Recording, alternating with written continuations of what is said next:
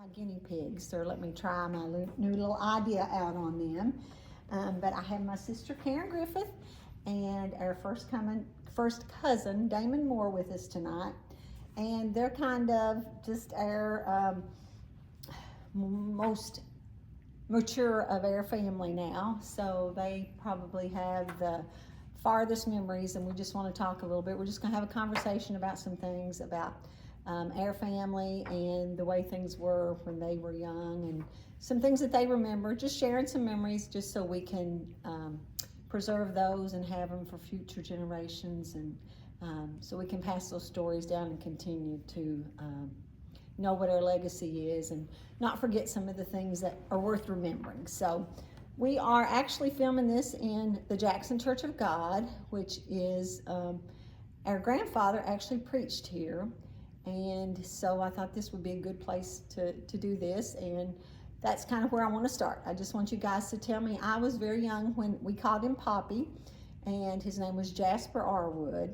And so I just want Karen and Damon, you all to share some of your memories, because my memories are very vague, and I'm not even sure they're realistic. I think they may be more what people have told me than what I really remember about him, because I was so young when he passed away. But if you guys can just tell me something about what you remember about him. I was a little bit older than when he passed away, and he and my grandma, we called her Ma'am. The first memory I have is when they lived over in South Jackson, where the housing project is now. And Poppy was probably in his 60s, maybe early 70s. And he always, when he went out and about, I always remember him with a long sleeve shirt on. And he would walk to town to the post office every day from South Jackson. And he always wore his suit coat and his hat whenever he went out. And I can remember he performed a lot of marriages. We've been able to record and find records of over 200 couples that he married in Breathitt County. And I can remember one time we were over at their house, and someone came to the house to be married.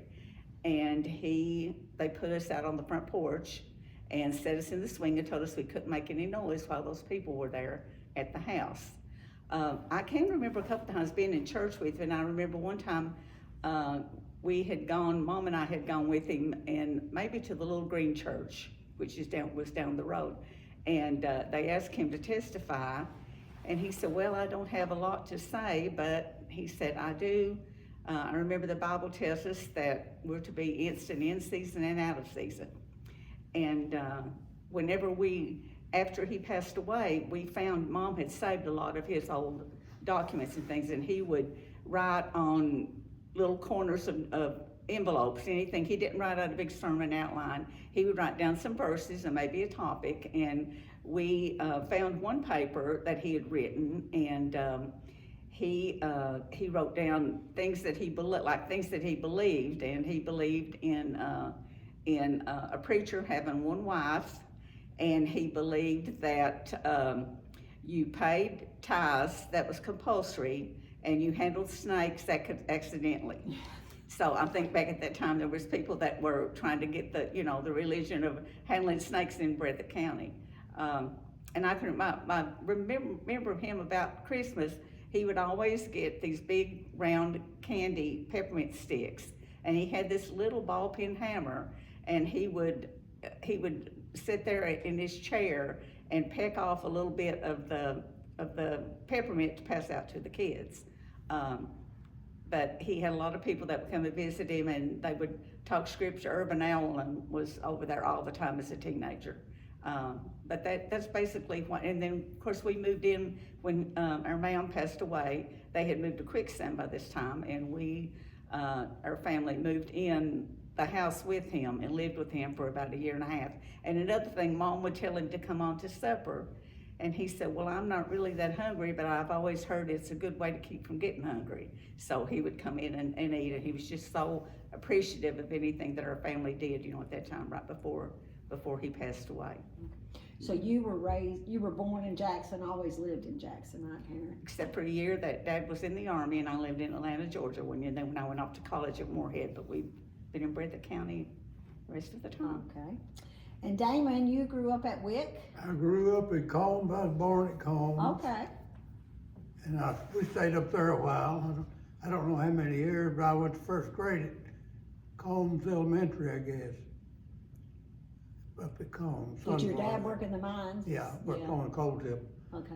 And, but I guess we was about 7 when we moved back down here. Well, we first one place then the other, really, though. Oh, okay. But was it the Wick area? Or? Yeah. Okay. Yeah, that's where we was raised.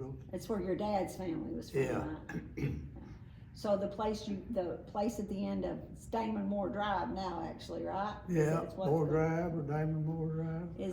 Was that a family place, or did your grandparents or anything, your Moore grandparents, were they on that part of the? My grandpa lived there, my grandmother, Okay. they lived there, and we lived in an old house on up the road there. The old shack Daddy built, I guess. Okay. On behind their house? On behind that, where we Okay. live now. Okay.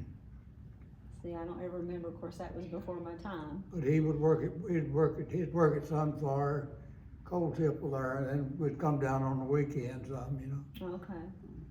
So, and I did not know this until I, of course, worked for the post office service, but I never realized that your mom and dad carried the mail, right? Yeah, they carried the mail for several years. When was that? Do you have any idea what years, or how old were you there, still at Probably- home, or? It was probably in the 80s, I guess. Oh, okay. They deliver the Wick area up there? Wick, Al's Road, Turner's Creek, Okay. Barwick, all of it, over that way. Okay.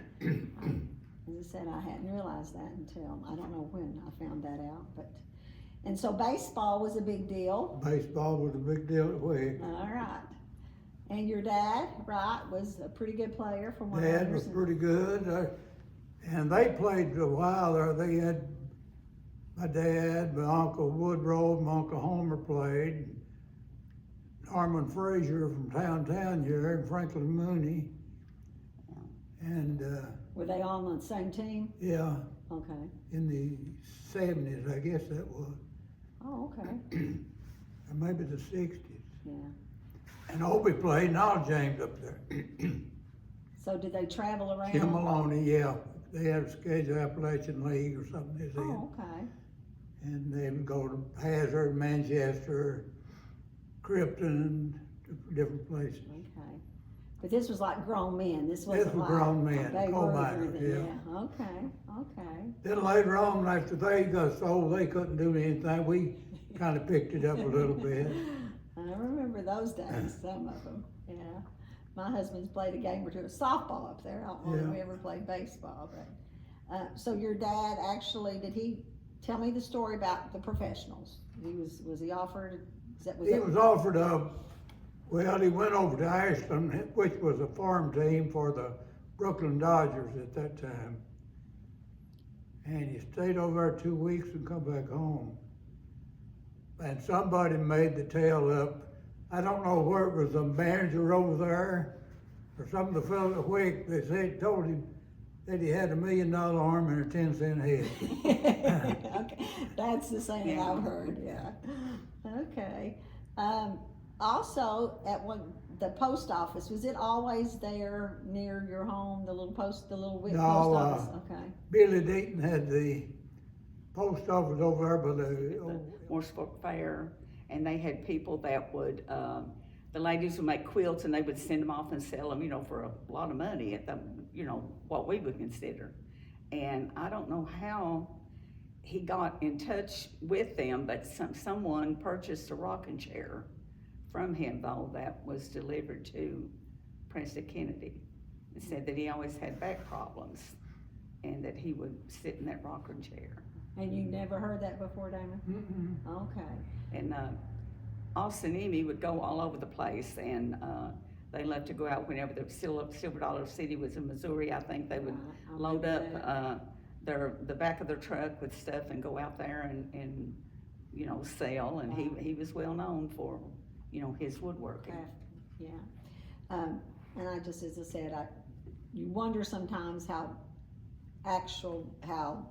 accurate your Mhm. memory is, but I thought I remember there being something on Emmy's wall up there, like a newspaper article or something about the rocking chair, but I'd heard that and I didn't know exactly details. So Damon, you went to Breathitt High? Went to Breathitt High. Okay. Did you play any sports or anything up there? No, they didn't have nothing but basketball then, all they had. Okay. I didn't play basketball. They didn't have baseball back in those No, days? uh-uh. Okay. But of course your sister Irene.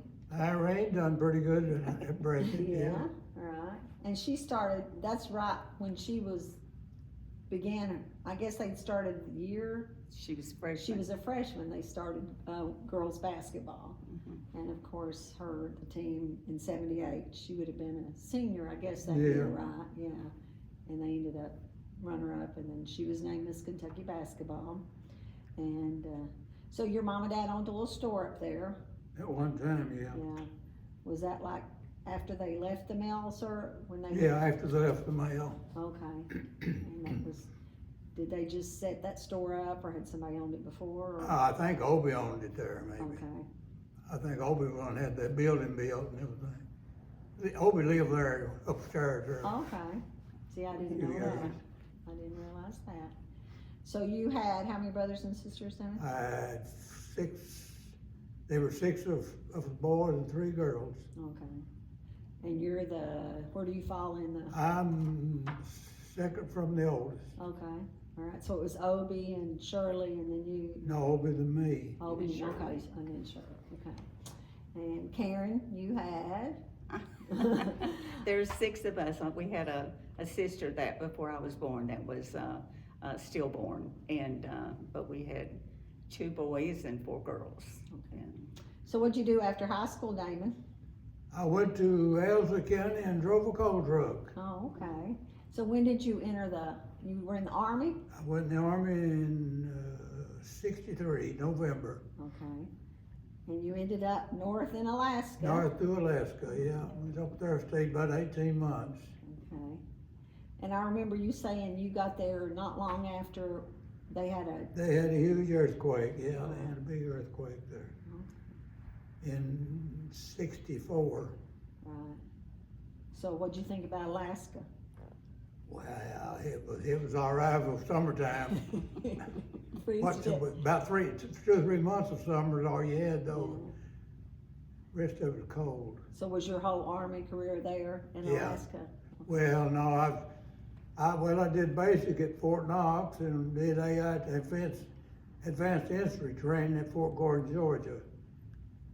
And then I went to Alaska and stayed 18 months. And what did you do? Drove a truck. Oh, okay. Okay. Even in the ice and snow, or In the ice and snow. Oh, too. really? Yeah. didn't slow you down any? No, Oh, okay. So Karen, then you, of course, went into education. yeah, that's something I always wanted to do. We have a lot of aunts on the Clemens side that were teachers, and I just thought that looked so much fun, grading papers and all that. So I had the opportunity to go to Lee's and then to Moorhead, and taught at LBJ for 12 years, and then finished my career at Breathitt High. And I loved the teaching. I didn't enjoy the paperwork part after I got into it, but and I still do. I work with a drug prevention coalition, so I still get to go into the schools and do some things from time to time, which I still enjoy. And so you also were cheerleading sponsor for how many years? About 20. I did LBJ for a couple of years, and I was there. I had some amazing coaches to work with. James Talbert and Ollie have become just like a brother and sister. And Coach Holcomb, I started when the last year that Dudley Hilton was here at Breathitt as football, and so I was with Coach Holcomb during all those. And he always treated the cheerleaders just like one of the team. You know, some of the boys would fuss because we got state championship rings that first year. And I didn't know that. Didn't realize that. We could have got solid gold if they hadn't bought them for the cheerleaders. But they were, you know, I've really been blessed to work with some good people. So you weren't a cheerleader in school? I was at elementary. Oh, okay, Yeah. okay. Yeah, and I think the main reason I didn't try out for high school because my mom didn't want me riding the bus with those basketball boys. Oh, okay, I never knew Yeah, that either. so, but Okay. I was in the pep band, and, then, we'd had a pep club back then, we made signs and things like that, so, I've always loved basketball and then football after, my brother-in-law was actually Mike's brother was on the first Oh, football yeah. team. Okay, He played, Dennis, right. he played football, so we had to learn that spot. And we're talking about playing softball. Dad had gone up one day and we were at Wick, and we used to go there and up in Lick Branch. That was like a vacation for us, we grew up right on the road, and to go up there and just be able to go whatever we wanted to do, when we got up there. And Dad was playing with the boys from Wick one Sunday afternoon, and he sprained his ankle really bad, and Essie got him a brown paper bag and vinegar and wrapped it up. And I can remember Mom driving home and how that smelled, and I thought, I don't know how in the world that worked, but I mean, it did. It drew the soreness out or something. So of course, Mom and Essie were sisters, Yeah, and there were, let's see, I'll have to count up, 1, 2, 3, 4, 5 girls and 3 boys. okay, And and Emmy was the oldest. Emmy was the oldest, Okay. yeah. Mhm. Was Essie next to her? Yeah. Is that correct? Mhm. Oh, okay. Amy was the storyteller of the family, Right. and she would tell us the stories about grandparents and things, and her grandma, she could remember her grandma really well, and she would change her voice to the different characters of, the people that she was talking about. Yeah. And Essie was always whenever we'd go up there, she would busy up fixing a big dinner, and she'd say, now children, we don't have much. And you'd go in there and with fried chicken and I mean, whatever you could want just laid out. And I thought, well, this looks like a pretty good spread to me, All right. So Damon, what's some memories of Poppy and Ma'am? Did you?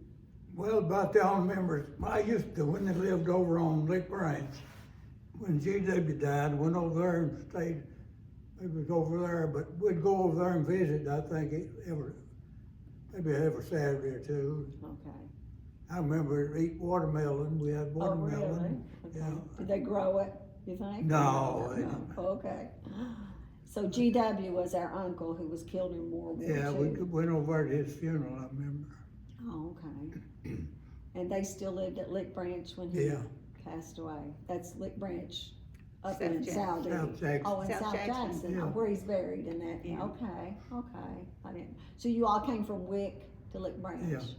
to visit every couple of weeks or so. Bobby's where the sigil owned that property there, when you first go down where Joe and Alma, Joe and Roberts lived Anna, there. Oh, yeah, the okay. Robert, yeah, and then Okay. they had that property there, and that's how GW ended up being buried over in South Okay. Jackson. Okay, that makes sense. And he was killed in 45, and they had originally buried him in Holland, and we found some paperwork where they were asking Mama Poppy if they wanted to have him still interned there. They brought back, and they wanted him brought back, so they didn't have the funeral until 1948. Okay. when they Did had you this go to in- the funeral, Damon? Yeah, Oh, you did? Okay. Was it, where did they have the funeral? Did they have it just on the cemetery? Did they have just there like, at Golf Cemetery. they just had like a service there at the burial place? Oh, okay. So Damon, do I remember you saying you would come to town and stay with Mom and Dad? I would stay with Junior and Naomi, yeah. What, was just cause you wanted to come run around? Well, we wanted to come and, probably go to a drive-in or something. Okay. Cause they would go to drive-in about every night down here. Right. I mean, every Saturday night. Right, And, okay. And we were close enough that, and I would go with them, okay, stay all night. good deal. I guess that before Kern was born. Before I was around, probably. Okay. All right, well, let's see. So what was life like as a teenager tell us about Jackson when you were growing up? Is anything, what's changed the most or the least or? Probably in town, of course, this was, when I was in grade school, they built Kentucky 15. We lived in the lower end of town at that time. And we could sit on our front porch and watch sort of like they're doing down here now on 15, we could watch that process take part. But in town, you had, and I tell my girls, we had 4 or 5 clothing stores, 2 dime stores, restaurants, the movie theater, I can remember the first movie I ever saw was Roy McLeese took me to see Snow White. Oh, wow. And so that was the first, the first movie that I ever saw in a theater. How old were you? I was probably about 6 or 7, something like Okay. that. Roy used to babysit for us all the time. I mean, he Right. lived across the road from us. But so we didn't have any, we went to Lexington, maybe Christmas shopping. We didn't go very often to any place. Excuse me. We had our doctor's offices here, Right. and Just didn't know the doctor much.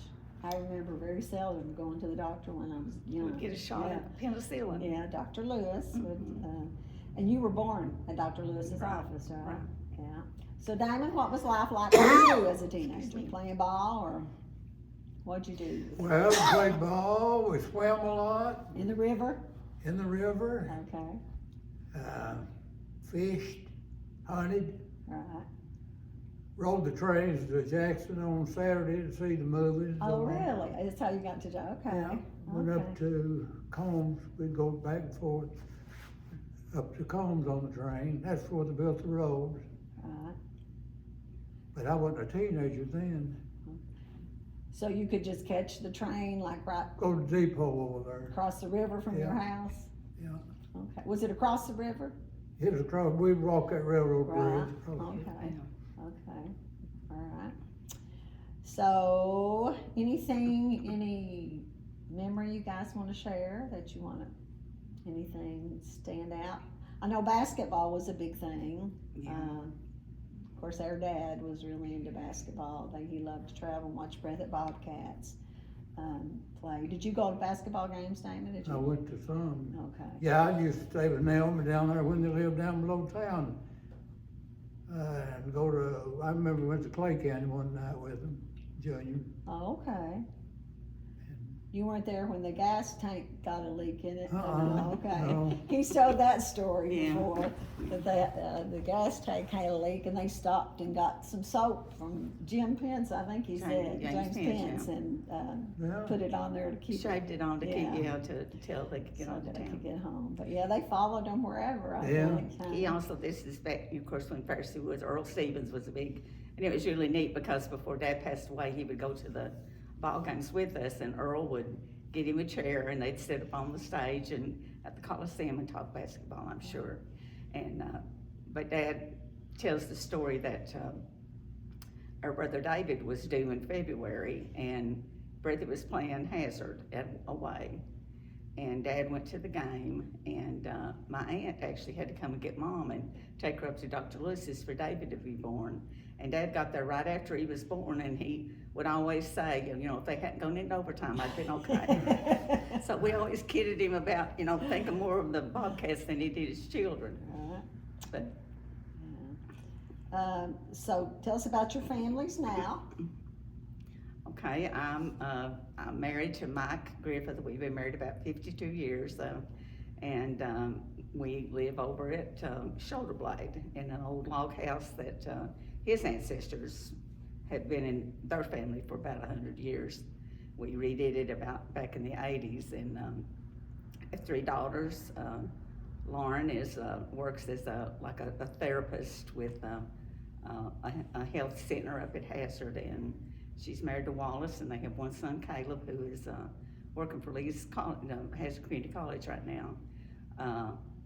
Holly is our second daughter, and she's preschool teacher at Highland Turner, and her husband Warren, and then we have a little granddaughter, Melody, is 10.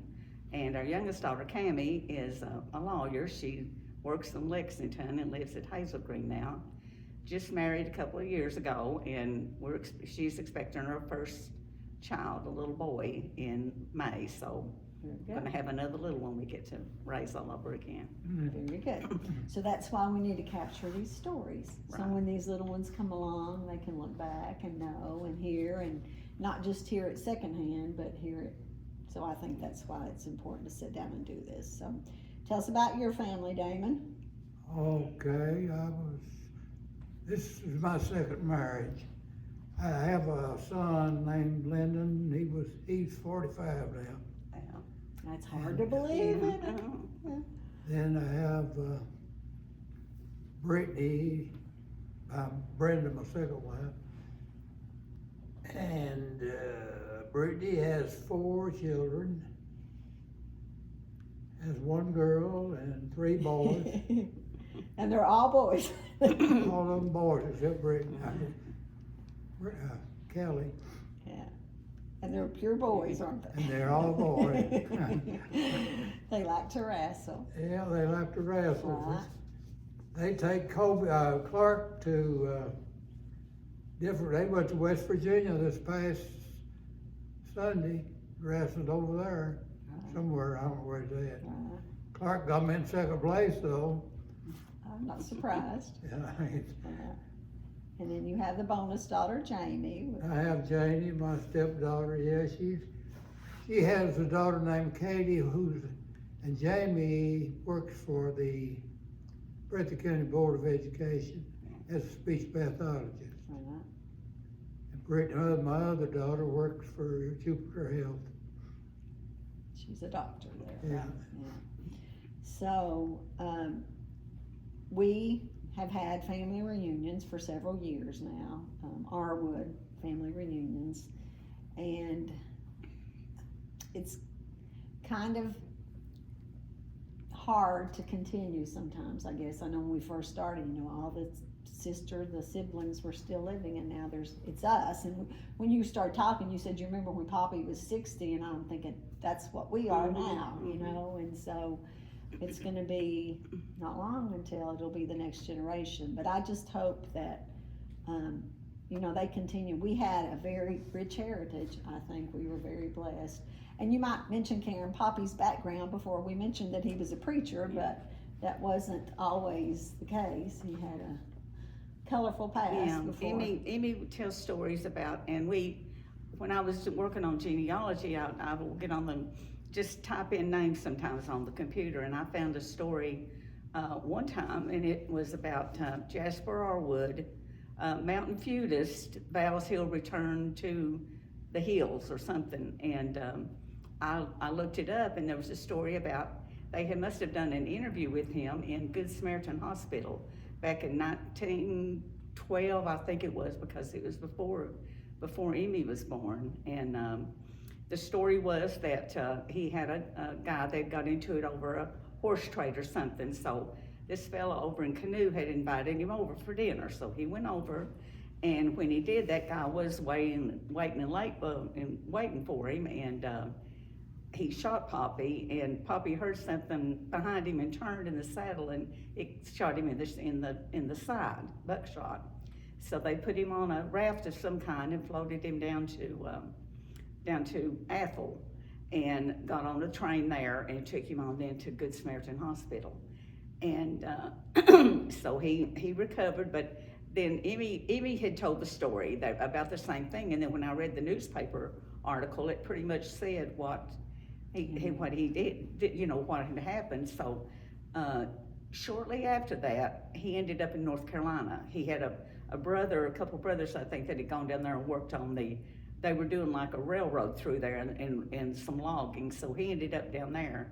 And I just wonder if his mom, his dad had died a few years before this, and I just wonder if his mom told him to get out of Dodge, So he met her grandma Corey she's from North Carolina, and he was rooming in the house of her brother, and he heard her playing the organ and said he decided then that's where, he wanted to make sure that he got to know that little lady, and he married her and brought her back to Breathitt County, and that. But no, he wasn't, but after God got a hold of him, I mean, he completely changed. I mean, it was a brand new leap, And Damon, your dad, he also did some preaching, right? Was he a preacher? Yeah, I guess he started preaching in the 60 or 70 is what it was. Okay. At the little church, at Wick At there? Wick there. Okay. Did he establish a church? Was there a church? I think Corey Noble and them helped got a group together and built the church. Okay. All right, well, we've been at it about a Now, half I hour. have been, when I turned 18, I went over to Allegheny and worked trucking, and I stayed with Virginia and Oh, okay. Herd. Because they lived in Owsley County at the Yeah. time, which is which is your aunt, which is Yeah. Essie's a sister also, Virginia Stamper, okay? Yeah. And, And I got to know that family real good. right, Yeah. well, I didn't realize that. I didn't know that. GW and Herd Ray. Right. So, did you stay there for how long? How long did you? Probably about maybe a year. Okay. And then they ended up moving to Dayton, right? Yeah, they went to Dayton, and I think I went in the Army after that. Well, I come back here and trucked out of South Fork about 2 years. Yeah. You probably started driving when you was about 12 or so, I didn't was you? pretty young. Yeah. Didn't have to have didn't matter about the license or anything, you just, I drove a lot before my license. right, understand. That's probably still, is that still the case at Wick, or is it? Yeah. Probably.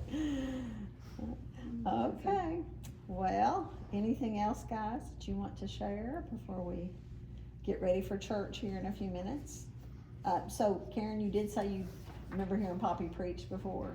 I can remember being in church and I can remember him testifying. I don't remember sermons or anything, you know, I mean, but we're very lucky that Mom hung on to all we've got a little notebook that's filled with notes that he used for his topics of his sermons and things like that. And he'd take an envelope and write on them, tear a piece off, and that would be his notes for the night, you know, for his, but he did a lot of, and I think Damon's uncle, is Homer your uncle? Yeah. Used to be one of his traveling buddies that would go with him all over the place to have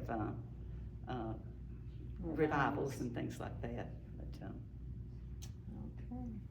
Well, I appreciate you guys sitting down and talk with me, and we may do it again sometime. Yeah, I remember Jasper, he'd come up on the train to hold a revival up there around Wick somewhere, John Raleigh's, I believe. And I thought that was out of storm man I've ever in my life. I'm sorry. Yeah. Oh, really? He stayed with you Boy. all? Oh, he stayed with saw 'em you? off. Okay. So did he hold a revival at a church, or was it At home. a home? Yeah. Okay. Wow. So he was all right. And I think the church at Wick, they've got a picture that someone had taken of Poppy at doing a baptism in the river I've there in seen the a fish picture, pond. Fish trap, I guess it's called, wasn't it? Oh, is that where the Yeah. baptism Yeah. was? Across the river there. Okay. And Poppy and they could identify, you know, who all was in it. Right. But there was a whole string of people across the river Right. that they had. That's right. Yeah, we'll have to try to get hold of that picture. You don't have a copy of it? do you? I've got a copy of this from the newspaper, but now I think that, I don't know, someone there probably from the church probably, because they were talking about it. But that would be, Well, one of these days when we get to heaven, we can ask him all about it. Sound good?